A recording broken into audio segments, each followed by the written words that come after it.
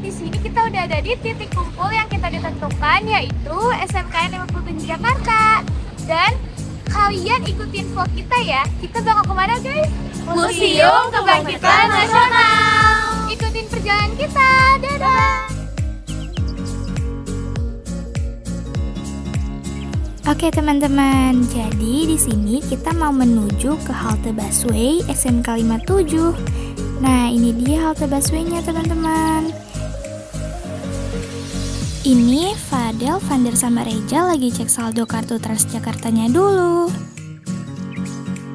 Nah, ini kita lagi tungguin bus Transjakarta kita ya. Nah, teman-teman, kita udah naik busnya nih.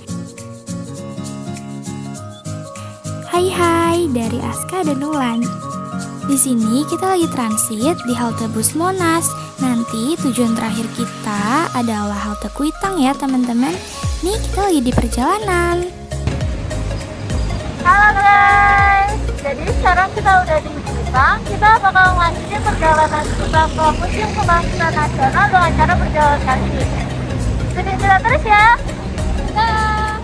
Museum Kebangkitan Nasional berada di Jalan Dr. Abdul Rahman Saleh nomor 23, Jakarta Pusat, DKI Jakarta. Museum Kebangkitan Nasional adalah sebuah gedung yang dibangun dengan monumen tempat lahir dan berkembangnya kesadaran nasional dan juga ditemukannya organisasi pergerakan modern pertama kali dengan nama Budi Utomo.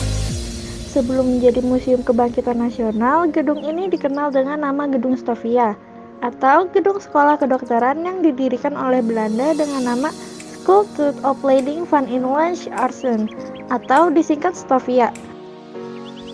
Ada banyak alasan mengapa gedung ini menjadi gedung penting bagi sejarah bangsa Indonesia. Pertama, gedung ini adalah saksi lahirnya organisasi-organisasi pergerakan kebangsaan seperti Budi Utomo, Trikoro Darmo atau Jong Java, Jong Minahasa, dan Jong Ambon.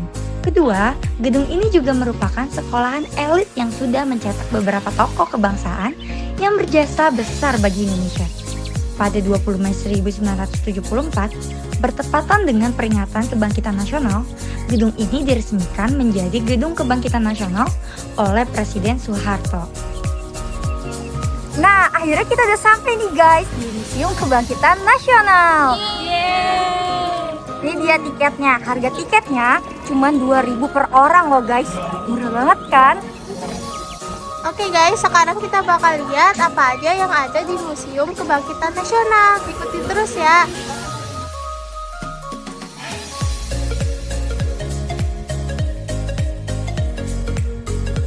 Oke teman-teman, jadi di sini adalah pintu masuk utama dari Museum Kebangkitan Nasional. Dan sekarang kita akan masuk ke dalamnya. Yuk, ikutin.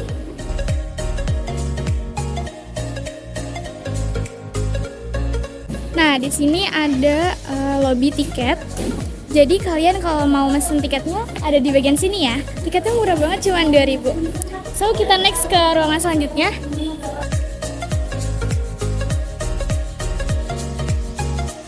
Oke guys, setelah kita masuk museumnya, di sini ada dua bagian. Nah, pertama kita ke sini dulu.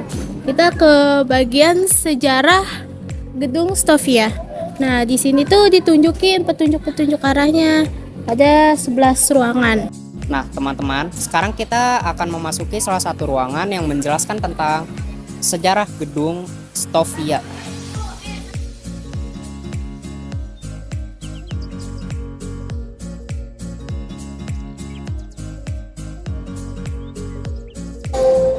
Ya, oke guys, di sini jadi ada ruang pengajar Stovia.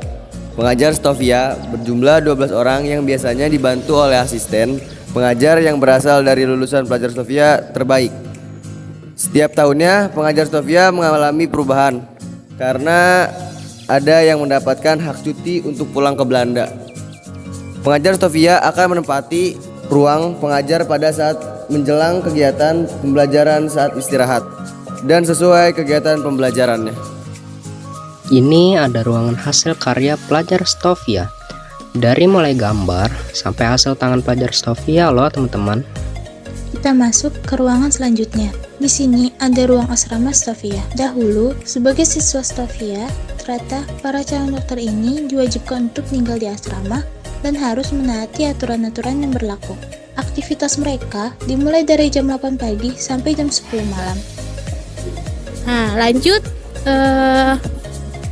Di sini ada yang kedua, ada sejarah kebangkitan nasional, dan di sini juga ditunjukin petunjuk-petunjuk ruangannya.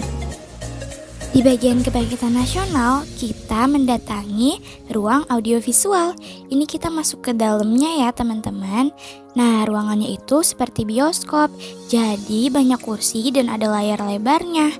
Dan di layar lebar itu kalian bisa mendapatkan informasi tentang sejarah Gedung Kebangkitan Nasional. Nah, guys, sekarang kita berada di Ruang Indonesia Kaya. Ruang ini sedang menjelaskan secara geografis dan geologis, Indonesia memiliki kedudukan istimewa sehingga dianugerahi kekayaan hayati dan non-hayati. Berlimpah kedudukan, istimewa Indonesia menjadikannya sebagai wilayah terbuka, sehingga gotong royong, sopan, ramah, dan toleran menjadi kebiasaan hidup masyarakat. Kekayaan tersebut tidak dimiliki oleh negara lain karena hanya di Indonesia. Jadi di sini tuh menceritakan seperti ada negeri rempah, ada sejarah tentang kapal Belanda dan juga tentang kolonialisme Belanda. Nah, teman-teman, kolonialisme Belanda itu memiliki tujuan semula untuk perdagangan, mencari rempah-rempah, berubah menjadikan bumi Nusantara sebagai daerah kolonialisme atau tanah jajahan. Dengan itu, banyak pedagang dari bangsa lain yang menggunakan kapalnya untuk berlayar ke tanah air Indonesia loh. Di sini juga terdapat peta jalur rempah Indonesia, teman-teman.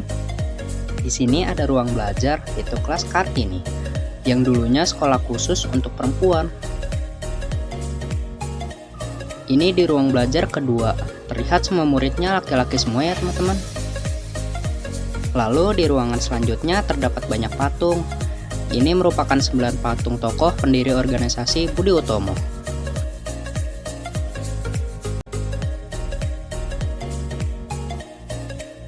Oke guys, segitu aja video dari kelompok kita. Nah, kalian tahu nggak sih, kita berkunjung ke Museum Kebangkitan Nasional bertepatan sama Hari Kebangkitan Nasional, yaitu tanggal 20 Mei. So, kita semua mengucapkan Selamat Hari Kebangkitan Nasional. Dadah, terima kasih semuanya.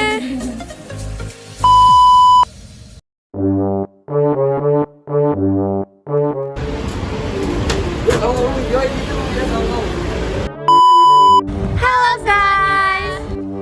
Tolong aku tetap waspada. Kocak ya. Nah, akhirnya kita sampai nih guys di Museum Kebangkitan Maju, Nasional. maju, maju. Nah, satu tiketnya harganya 2.000. Musuh terlihat. Lu di situ ngapain? Udah ditutupan kayak di sini.